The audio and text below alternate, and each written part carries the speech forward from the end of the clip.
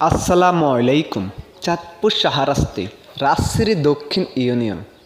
আমাদের গ্রাম হলো বেরকি হাজিবাড়ি। আমরা সাধারণ কৃষক।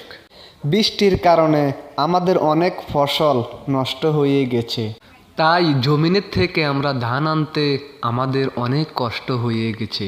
চারিদিকে পানি পানি আর পানি। এই পানির কারণে আমাদের অনেক কষ্ট হচ্ছে। যত কষ্টই হোক না কেন আমরা ধান উঠাবই ইনশাল্লাহ। এই ধানগুলি আমরা ভ্যান গাড়ি দিয়ে নিয়ে আমরা রাস্তার পাশেই আমরা ধান থুইলে অবশ্যই আমরা মেশিন দিয়ে আমরা ধান লওয়ার চেষ্টা করব। অবশ্যই ধান লইতেছি আমরা।